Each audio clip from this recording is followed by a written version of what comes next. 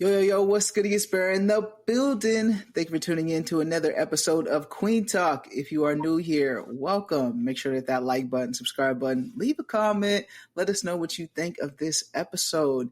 Also, make sure to check out queentalk.com. Make sure to get yourself some merch.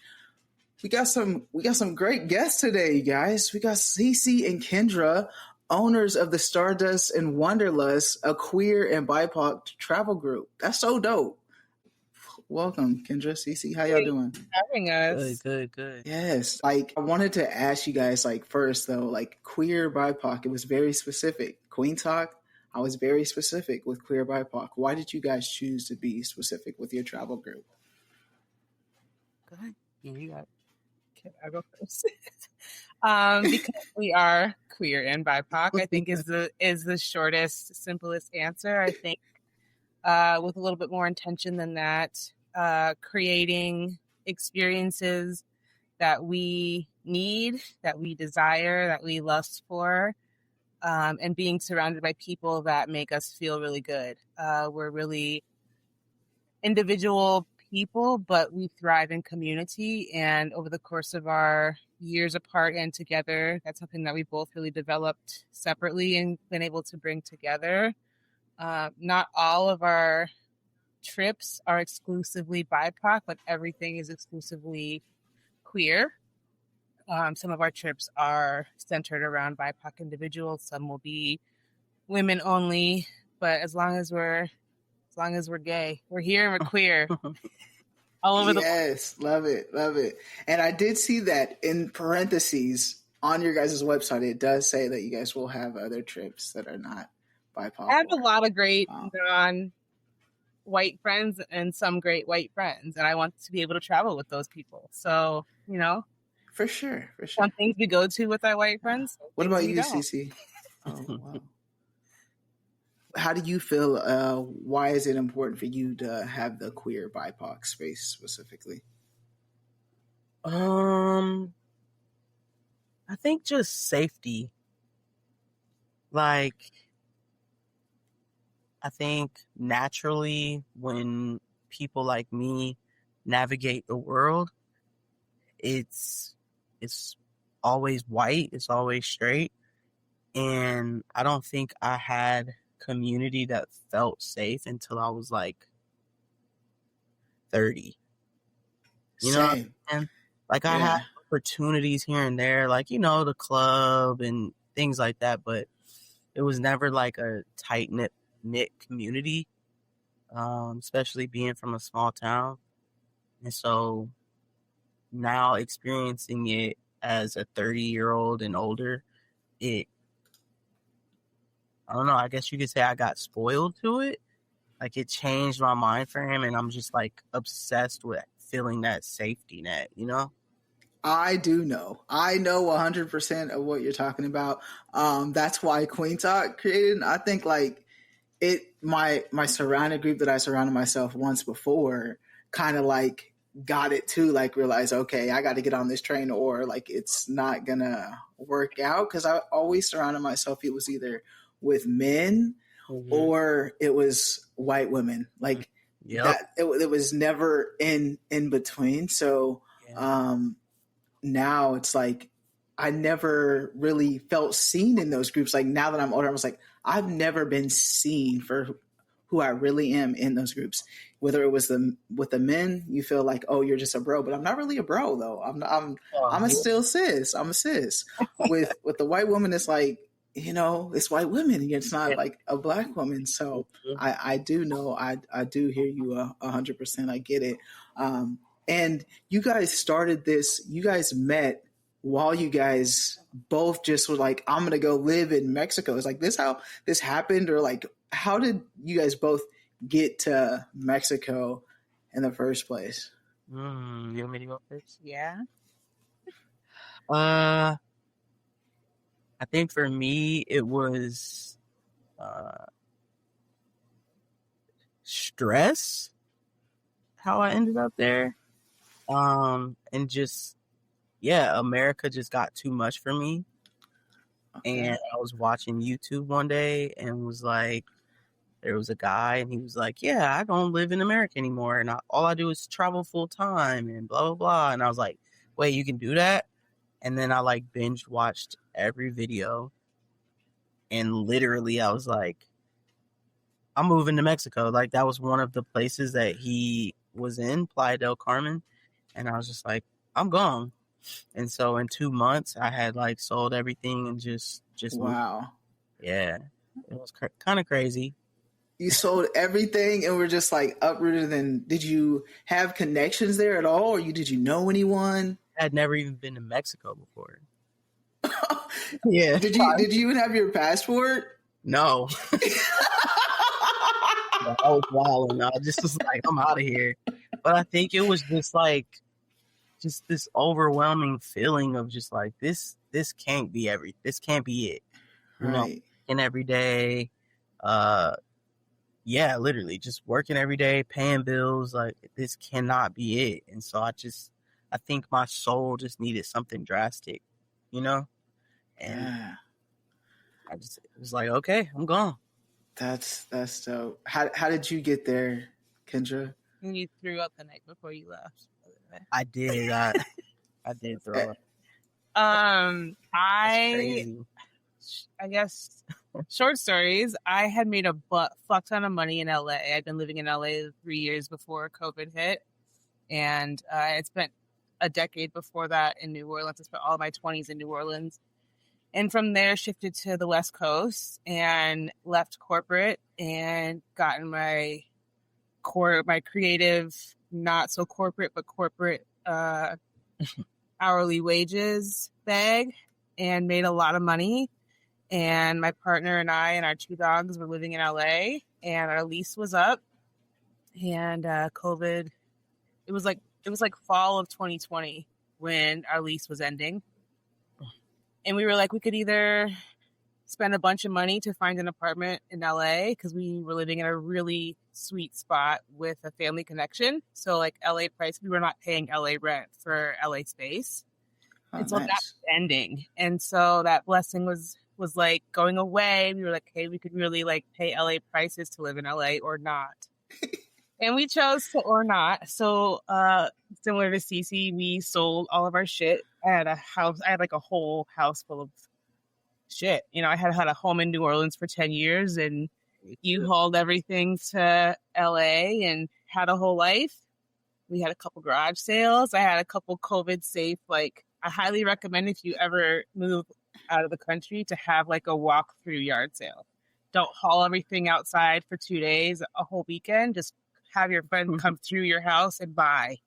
Okay. Like an estate sale. Yes. That's how you do it. Hauling everything is so overrated, but the garage sales are clutch, you know? Mm-hmm. There's a way to do them, I think. And so we did that.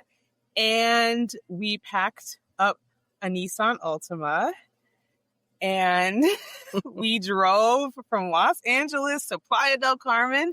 We planned for a 7-day adventure. It actually took 11. We did no overnight driving, no nighttime driving. So we stopped every day and rested and took our time. And it was the adventure of a lifetime. We had vacationed in Tulum once before. So Mexico. Okay, you've been to Mexico. You had your passport. It wasn't just but you drove. Did you drive, Cece? Did you? I flew. You flew? Cece, you just packed what you could in a bag and just dipped out? Absolutely. Yeah. Bro, okay, so when you got there, what did you do? Like, I'm just like, okay, you got your stuff packed in a bag. Did you like have things arranged beforehand? You're like, okay. Yeah, I had an Airbnb. Okay. The plan was to try it out. Like, we wanted to be there long term, but we said, let's give ourselves 30 days. So we got an Airbnb for 30 days, and we just tested out. And then after that, we were like, oh, yeah, we're here. This is it. And we stayed for almost 2 years. Did you go? Oh, wait, you guys didn't go together, right? So you guys both went to Mexico with, were they both significant others too? Yeah. Okay. Partners. We met. Okay, cool. Cool. So you got there with, and then you guys got an Airbnb. How did you guys navigate that, Kendra? Like, did you have like a B&B plan? Did you have like a? Yeah, during the COVID situation, I was barista. I was a barista in the early morning weekends at Hilltop in LA, which is a very black coffee shop. And one of my friends, who was a yoga instructor, came to see me all the time. We were friends outside of work as well. And she was at our house one night and mentioned wanting to go to Mexico for like 30 to 90 days. And I was like, okay, that sounds kind of sexy. So I brought it home to my partner and I was like, how do we feel? And my partner was like, you're nuts, but whatever. Like, we don't have anything to keep us here. And so I went back to my friend Anna and I was like, come over, let's do mushrooms. Let's see if this is for us. And it was for us. So Anna had moved there like maybe a week before we did because we had to drive. And so we the same thing. We rented an Airbnb for 30 days in Tulum. We had intended to move to Tulum. And it just wasn't sustainable Wi-Fi, like developed enough for me to sustain my work there. And so we didn't stay there, but maybe like 50 days. But the same, we rented an Airbnb to hold us and be safe for 30 days. And I will say, asterisk, it is so much easier to move apartments in my experience, Mexico, I don't know, by other foreign countries, than it is in America. Everything, there's so many furnished apartments. All you have to do is move in, give an email for like utilities. Wi-Fi is already there. You just pay your landlord on top of your rent. And so it's a lot more feasible than it is in America to make those moves, I think is worth saying. Speaking of feasible, the pricing wise. So I know you went from LA prices to Mexico. Well, where were you originally from, Cece, when you moved? I moved from Florida. Okay, so both high expensive places. No, not too bad. We're in northern Florida, so it's not like Miami. But it had started going up. Yeah, so that was one of the main we did pros and cons, and that was like the top negative thing is like they were going up on the rent. I'm just like, man, do we pay this or do we just be like, fuck it? Yeah. Yeah.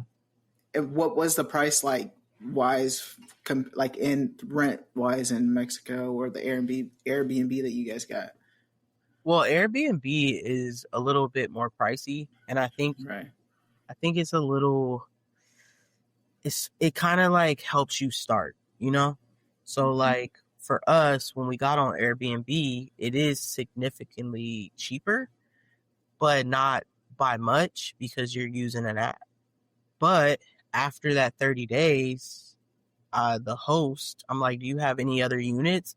And she was like, yeah. And we paid half the price. Nice. So we were paying $700 for a smaller unit in the same building after we did our first month.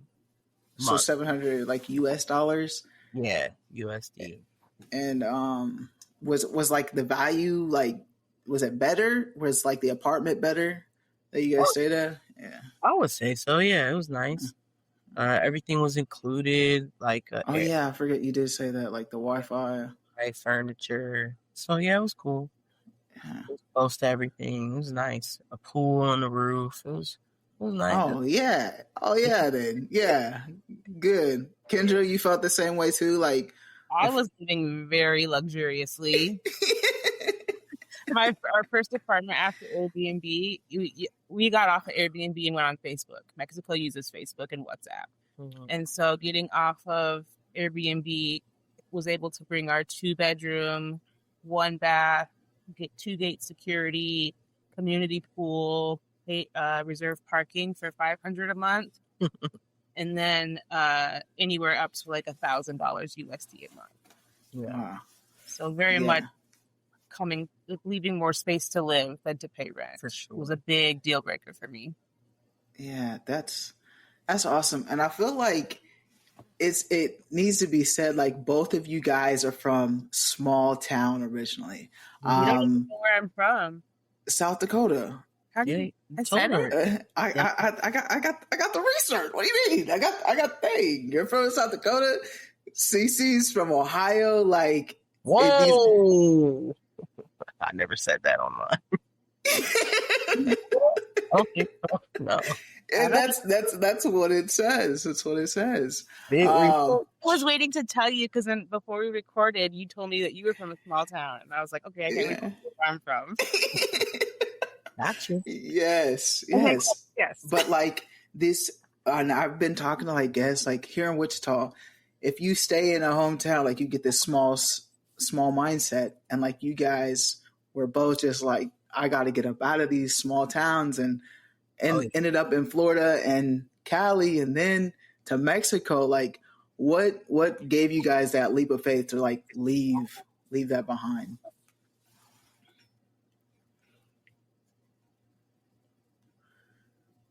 Few things, I guess. Boredom. That could be number one for me. Okay. It was just overwhelmingly white and boring. And that in itself was enough for me to be like, let me try Florida. You know what I'm saying? I think I need a lot of spice and excitement and new shit, you know? Yeah. And so I was like, okay, well, I'm going to Florida, fuck Ohio. And then from Florida, it was Mexico. At what age were you when you left your hometown? Well, I left early because I went to Pittsburgh for a while, did a few semesters at an art school out there, and then came back, and I don't know, I think I was like 21 when we moved to Florida. I was young. Yeah, that is pretty young. That's like a dangerous age to move to Florida. Yeah, I guess you could say. He wasn't that badass, I'm telling you. He wasn't? Nah, North Florida is not the same as like Miami and Orlando. Okay. It was different. It was warmer. There's beaches. Yeah, different people. What town, like when you say North Florida, what's Pensacola? Okay, Pensacola. Okay, I've been there. Been to like Destin. Yeah. Yeah. One of my high school friends lives there in Destin right now. Oh, fun! Yeah. How far is this? An hour. No, literally 55 but minutes. Low key, it was still pretty white when I visited. Oh yeah, that's right. But it's beautiful. Yeah, so like the scenery helped you stay in that area because it's like, yeah, it was so pretty. It's the Caribbean Ocean, so the waters are pristine, and it's not Miami, so you can find empty beaches. It's really a nice, so like maybe not obviously not live, but to visit, spend a season. It's good. It's beautiful. Yes. Yeah, no, it was really nice, and like you said, the beach was really, really nice too. That was actually, I went snorkeling. You know, I'm in that percentage of like I was down in there. My friend's partner is a scuba diver instructor, so we went scuba diving and did that too. It was pretty dope. Oh, new world. Yes, it was. And if you ask anybody, they would tell you I would never do that, but my oxygen at the end of it, my oxygen was very, very low. Like we had to come up because because I was just making sure. I was like, you can breathe underneath this water. It's just crazy. Wild crazy. It is. Kendra, what about you? Like from South Dakota to Cali, like you? My reason for leaving bumfuck South Dakota is for survival. I could not have survived there as a queer, Black and brown woman, human. So my reason for leaving was survival. I, like Cece, did a couple semesters of university in a very smaller mountain town in South Dakota.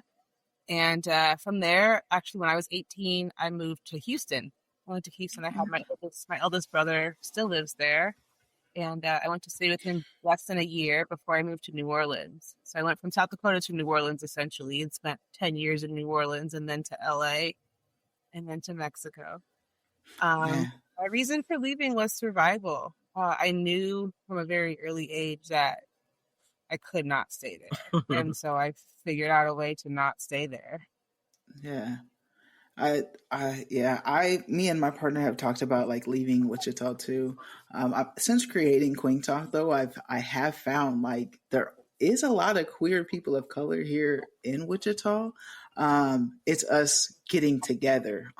That's where it's like missing that space. So we're gonna stay around for a few more years and see what we can do. But like you said, like with your guys' partners, there's nothing holding us back. Like we have a dog, but that's it. Like there's no reason for us to be held down to one spot. And I've thought about like, I've seen them come up on my For You page too, of just like people moving to a whole nother country. Like that's never even been like a thought of mine. Like, okay, like an option. Like, yeah, let me just go move to Mexico or move to Thailand, because Thailand has been like on my mind a lot. Like, I don't know why I'm always just like, let's go to Thailand. I've been saying that for like the last year now. Go to Thailand in April. This is your invitation, personally. I seen it on your list. I did. I definitely did. I was like, okay. I feel you though in the scheme of life, like that being a very impulsive decision. Like I had not ever imagined myself living in another country. And so I appreciate you saying that, because I too, I think like I said, in the scheme it felt impulsive, but really not really. It's right. It's realistic. Like people come to America all the time. Like they want to come here. So it's like, why not go visit another, and you can always come back. Like it's like when you move states, like you can come back. And you guys, obviously you decided to come back. Are you guys currently in Florida? Both of you guys are in Florida, or why did you guys decide to make that move back, especially now? I'm just curious. I have a business in Florida. Okay. So I came back really just to check on my business and get things in order before we head out again. And in the midst of that, we started this. Well, let's plug the business. What's the business? Oh. Or you don't want to plug the business? I mean, I can. Yeah, I have a barbershop in Pensacola, Florida. It's called. Hell yeah! I seen you a little fresh. I seen you was fresh today. Fresh. I seen that. I was like, oh yeah. I don't play no games. Came in fresh. Are you a shop today? Are you an actual barber too, or did you just open up a shop? Oh yeah. I'm a barber. I've been professional for like almost 9 years, but I've been cutting hair since I was 12. Nice. Yeah. That's dope. That's a trait like that. They be eating my money, taking it, and I got to go every 2 weeks. Every 2 weeks, $60 a month. That's just in Wichita. Hey, in Wichita. Hey, yes. No, well, it's $60. So I go twice. So it's $30 each time. Oh, okay. $30 each time. Oh, okay. Yeah, but it ain't like I get much. I just be getting this little thing right here, little thing. So much better after you have your hair cut. Oh yeah. It's worth it. For sure. It is. It's a necessity for sure. But the prices just keep going up and up and up. Easy work. Yeah. She went to LA and got a haircut once, and that was an experience. Mm-hmm. 60 days for one. Yep. Oh, 50. Plus yep. And I did that too, but they probably cut all your hair though, right? Or is it just no 60? I just had a little taper. Yeah. And it was yeah, I think he did charge me like $45, $40 when I was in LA too. Like it's crazy. Them prices there are just wild. And it cost me $90 to get this done in LA. Like my braids, like $90. But to your point, it's a very good trade. Yeah. It is. It definitely. It is. And I think what's your barbershop name? Crown Barber Studio. Crown Barber Studio in Pensacola, Florida. And it's Crown Cuts on Instagram. Crown Cuts. Hey, plug it. Cece, you be plugging it. Hey, had to come check up on the business. That's a flex. You better had to come check on the business real quick. And then do you guys plan on going back to Mexico or? I don't even know. We're deciding. Yeah, I love that for y'all. To Mexico, but I think we're interested in Asia. Okay. We'll see. Yeah, that's dope. How did your guys' families feel about like you guys just like leave, like how you guys navigate the world? Or you obviously don't care much, but my mom was pissed. Yes, only because my mom was born and raised in South Dakota, and for the first time ever, she was moving to California. Like 3 months before I was like, I'm moving to Mexico. And, and just the timing, she was really upset. And it was during COVID and she was very scared. And she took it very personal because of the timing, even though, like you said, it wasn't about her at all. It wasn't my calculation of like, how's mom going to feel about this? But she took it very personal, and she was very scared because it was COVID, because it was Mexico, because she watches the news, because she's a boomer. She was scared, but she moved there. She loved it. She came to visit, and she was grateful that she had a different country to visit and feel safe in. And what about you, Cece? And before I ask the next question. Yeah, my parents, they just think I'm insane. Everything I do, they're just like, what? You doing what now? Will you inspire them? I was just about to say, is it because they don't know any more than what they've grown up around? I think initially when I tell them things, they're just like, what? And then eventually the inspiration comes. Yeah, that's sometimes. True. But at first, nah. Mom's like, you're moving where? You're doing what? You're gonna quit your job and open up a what? Yeah, they did. Now I think they just along for the ride. I think so. So you quit your job to open up your barbershop? Oh yeah, I was a corrections officer. Okay. And I just the onion layers, right? I was just like, I'm doing this now. My mom was like, okay, this is a really good job, stable, insurance. And I was like, yeah, that 401k, that's what my brother does. Yeah, I was like, nah, I'm good. I'm done. I don't blame you. That place, I worked I was a commissary at a jail for a year. And when I felt like I did not like being in that space every day when I went to work. Like very low vibrational space to be in. Yes. It would be a good study on the workers there in those facilities. Like my brother, I love him, but he's different. He's a different person. Like he's just so stoic when it comes to certain. I'm just like, dude, like what? It doesn't bother you, and it's like it starts not really. You just get numb to stuff, and yeah, it's a wild experience. But that's dope. Like you guys are very what's the word? Spontaneous for sure. Just quit your job, start a barbershop, move to Mexico. Like, did you guys do your research before picking Mexico though? Like you mentioned, your mom being scared and stuff. Like, did you guys do your own research? It was one of the only countries at the time that Americans were allowed to go to. Oh, really? So it was a narrow list. because it was COVID. I think that helps. I thrive creatively in boundaries. And I think that for me helped because it's a big world. Where could I go? I can go anywhere, but I can really only go to these couple places. And having been there once, it was an easy pick for us. But yes, it was very well researched. My partner at the time was a researcher and a scholar, and so that was very helpful for me to just be like, Cece. Streets are packed, It was, I'll play on the garage sale. And she's like, I'm going to figure out how to get us there. And I'm like, excellent. Let's go. Hell yeah. So I was just like, Playa del Carmen. Cool. Let's go.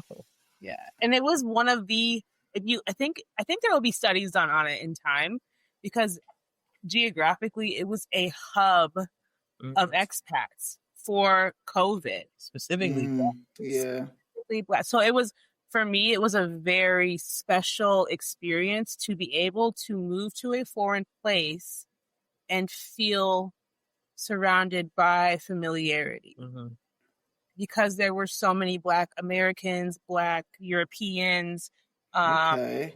you know what I mean? And so it was really a hub for expats at the time. And I think historically that will be something to talk about. For sure. Yeah.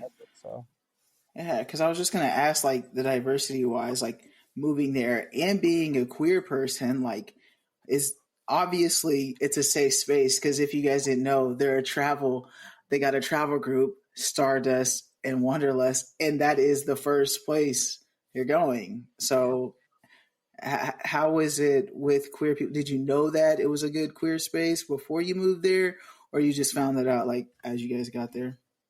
I didn't know.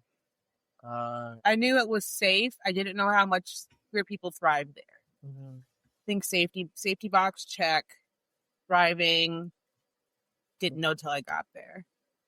But Playa is very gay. Mexico is very gay. So City, I've been to Merida, and Mexico's pretty gay. They're open to gay, I would say. Yeah, I wouldn't say they're very machismo too. Culturally, it's a balance. I think that's true. Yeah. That can be true anywhere. Yeah, because you have the machismo culture, which is very apparent, very unfortunately vibrant, but also, when you know how to navigate and use that discernment, I think, and I think that's a reason for the travel group is to reinforce that safety of, like, I feel safer in these places when I'm not alone, A. And then B, when I can be with a group of people that look and think like me, I feel extra safe. And so being able to bring a group of really special humans together and, like, meet them for the very first time on the land in Thailand or on the land in Mexico is so special for us. And I think traveling full time has made me distant from my very everyday involved communities. I'm with the people, the things at the places all the time. And so being out of the country and being able to realize that, to look back on my 3 years in Mexico and be like, I had 20 to 25 friends come and visit me and stay in my apartment and experience this beautiful land and these beautiful people with me, and then go back to their homes. I was like, we can do this everywhere. We should do this everywhere. When she mentioned it, I was like, that aligns so well with me missing my people and seeing my people. Yeah. So how did you two connect? Like, you guys both went separately, but how did you guys connect in Mexico? On a dance floor. Oh, yeah? We were both just separating, I think, in different ways naturally from long-term relationships, both 7 years in with partners. And there was a season where we were all friends, and then there was a season where we're all no longer friends, and we're just living no longer in a relationship. In romantic relationship. Yeah. But yeah, it was a natural occurrence. We met on a dance floor.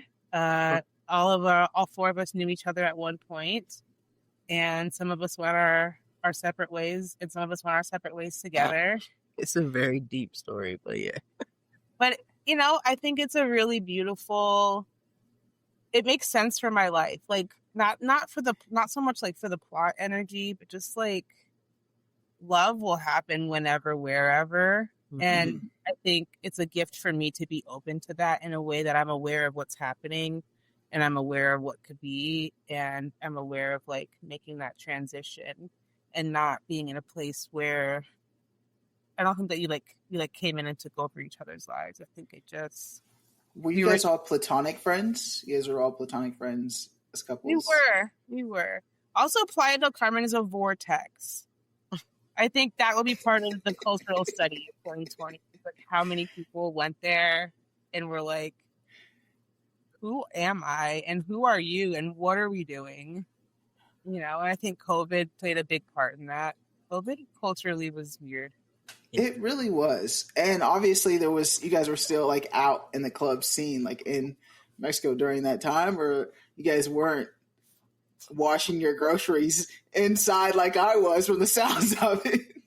I was for a long time. I Yeah. wore a mask even traveling, I think 2023 even. I was still traveling. She was making fun of me because I would be like going to see my mom and I'm like, where's my mask? But I think I was also in Florida. Let's just start there. Our masking from the West Coast to Southern America was so different. She's like, right, yeah. We were shut down for 30 days. Yeah. That was it. And that was after, like, I think you guys had been completely shut down. No, California went nuts. How did you think, was there a lot of cases in Florida though during that time? Like, were you guys just out here? Do you even know? Or, I mean, I think. Was any of your family affected by it? Or anyone that you know? Not. Okay. I had like a couple friends that got it. Because obviously I own a barbershop, so like there was a barber that like caught it, and that was a thing. But like overall, no, it wasn't. And then when we did have people who got it, like yeah, things happened. It wasn't like I guess life threatening in a way. It was just like. I got COVID. To you people in Florida. That's like, I never even like thought about that because I do like remember now I'm like thinking back during COVID days, Florida really didn't give a fuck. Like they was like tearing us up. But you being in Florida, it was just like, oh, okay, everything is everything. But then meeting her and talking about her experience, I was like, wow. Right. It was not like that. Exactly. The world was open. Yeah, it was just regular. Right, yeah. My grandma was in the hospital by herself for a couple months because of COVID, and that was like that sucked. That sucked, and the family member lost. But it is Florida be different on a lot of stuff. I had a guest say it was a weird space. Yeah. I think you saying that made me remember this moment, but I think maybe 90 days before we decided to move to Mexico, where I walked outside. I had a beautiful pit bull at the time, and I was taking her out for a walk, and overlapping with COVID was those wildfires in California, that wild season of fires. And I remember stepping outside our front door and thinking to myself, I cannot go outside and take a walk because I cannot breathe air because of COVID. And I actually can't go outside and take my dog out because I can't breathe air because of fires. And I cannot live this way anymore. On top of raising my rent to $3,000. I can't do it. And I think that was a moment for me that you just made me remember that I was like, something's got to be different. And this is an opportunity for that to happen.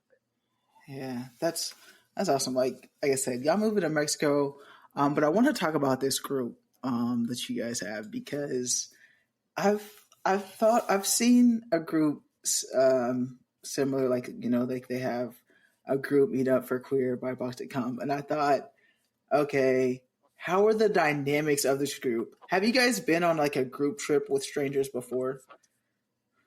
I have not. You have not? Have not, but I'm strangers. There's no strangers to me. I literally have friends everywhere I go. And I think that's something that grounds me in unfamiliar places. What about you, Cece? And you seem pretty quiet, Cece, until like now I feel like, 30 minutes in, we cool now. But like, what about you? Because you're pretty quiet. What's the question? With strangers, and because you guys have a group it's all queer BIPOC or queer strangers coming together. Like how do you feel? No, I have never traveled in that way. But I think the reason we came up with it is because it's so like, how do I explain it? Like it's kind of like jarring in a way, and it kind of will shake up what you have going on. Like to go somewhere with people you don't know and just like, you know, kind of similar to the way that we just, surrendered. yeah, like we surrendered and just threw ourselves into, like I threw myself into Mexico, never being there. And I mean, same with you, kind of, you know, traveling to Tulum and moving to Mexico is two different things. Absolutely. So I think that's intentional for us to kind of like, you don't know who's going to be there and you just show up.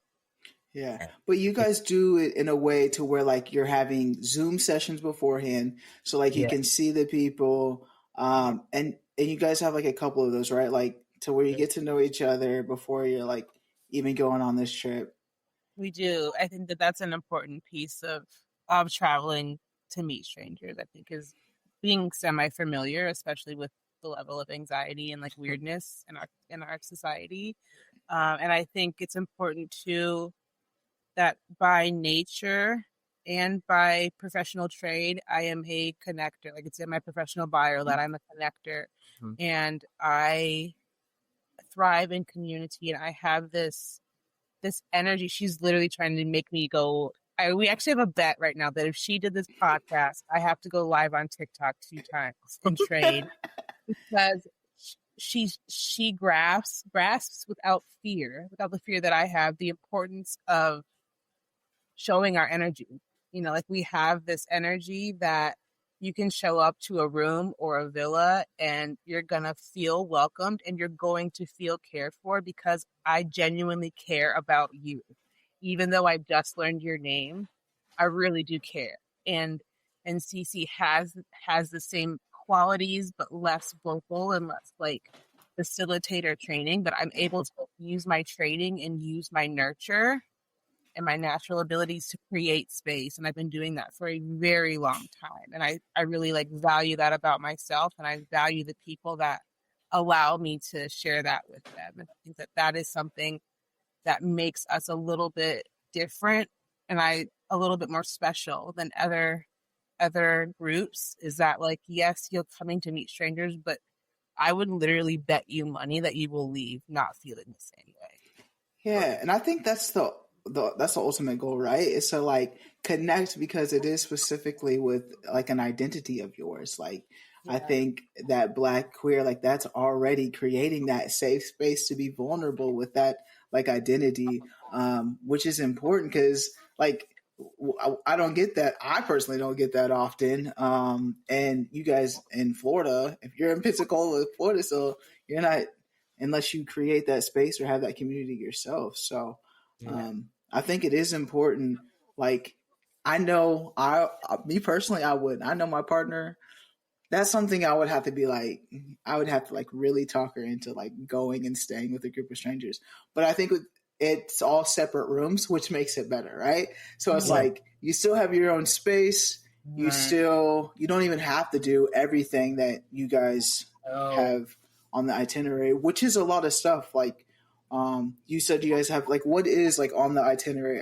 I've read it, but like if you want to share, like if someone wants to join, there is a lot of activities for value, you know, because I think that we want to obviously make it worth the cost, and I think just the activities and honestly like the vibes alone, I think puts the value in a very sweet place.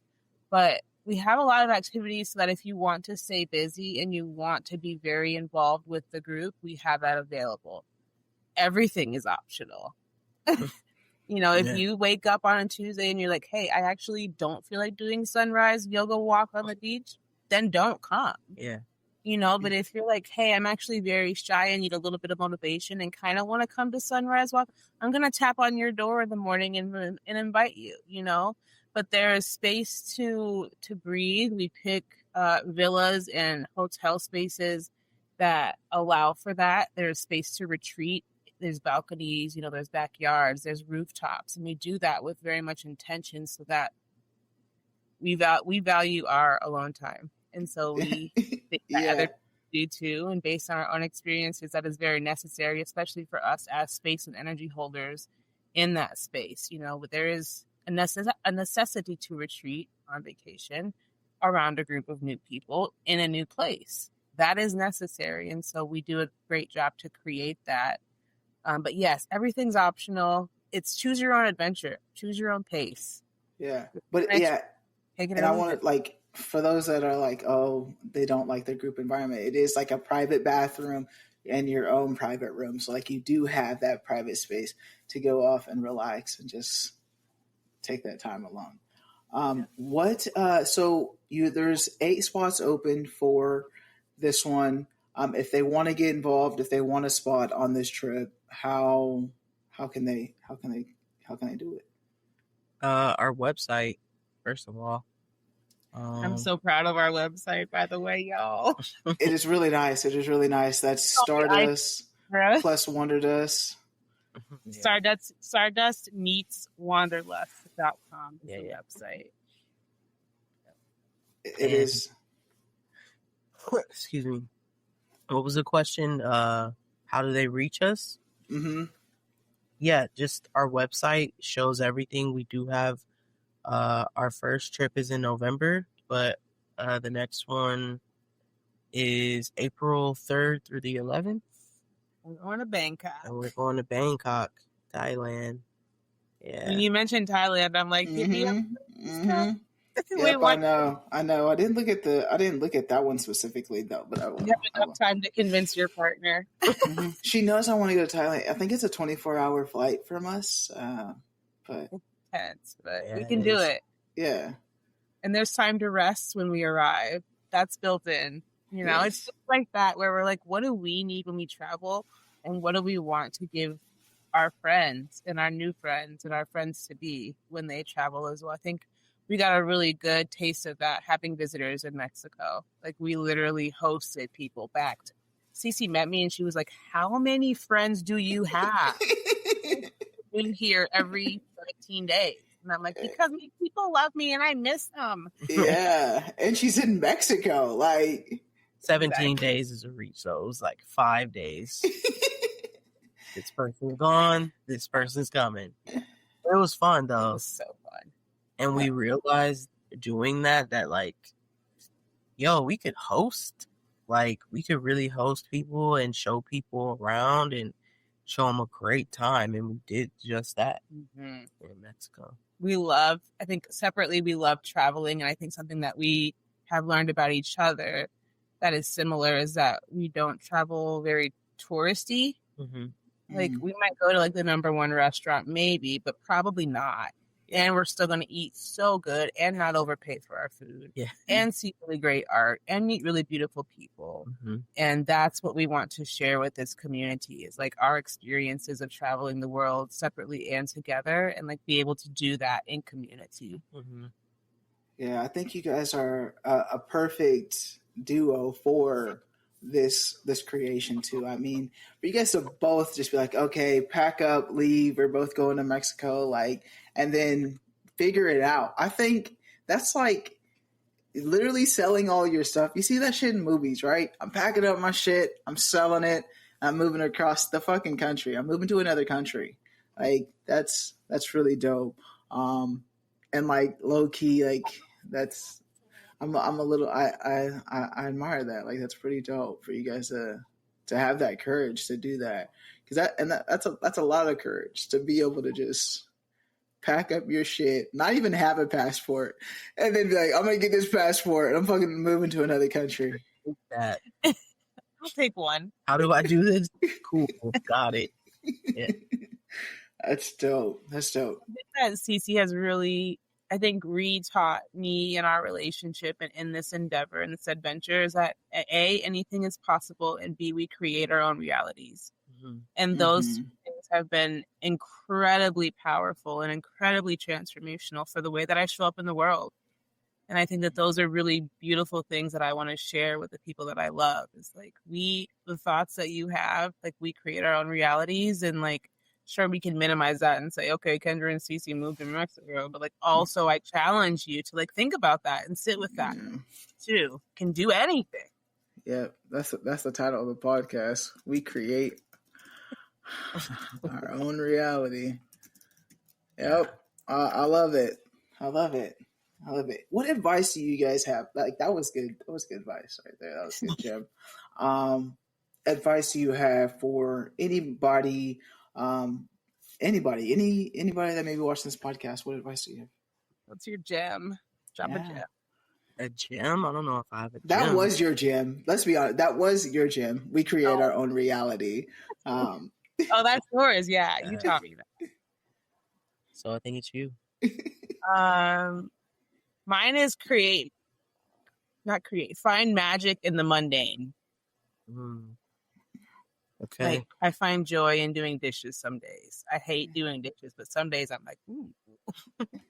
Yeah, I think it's being thankful and blessed you got the dishes to wash, the water coming out to be able to wash the dishes, or the hand to be able to wash the dishes at the water. Like there are things like much magic in the mundane. For sure. Yes, yeah, for sure. I appreciate you guys being a guest here on Kueen Talk. I don't. It's been 5:15. They said I have a 5:30. So time. I respect you guys' time. Conversation. Yes, you guys are dope. Like your energy. I appreciate it, and I feel like you guys would be a good vibe to like go on a trip with, and just good people. Like I do feel that energy. So if you guys are curious to go on a trip with a group of queer BIPOC individuals, you guys should definitely check out Stardust plus Wanderlust. It is a great place to start because, like just this conversation right now, I'm like, okay, let's go to Thailand. I'm really about to look after this after we get off of here and see. And I'm gonna send you my James Brown YouTube video. Okay. I'll definitely have to check that out. Yes, thank you guys again. Thank you for tuning in to this episode. If you guys enjoyed this episode, leave a comment below. If you guys are interested in going on this trip, the information will be below too. Just check in the description. And remember, as always, family, friends, strangers, love, and be nice.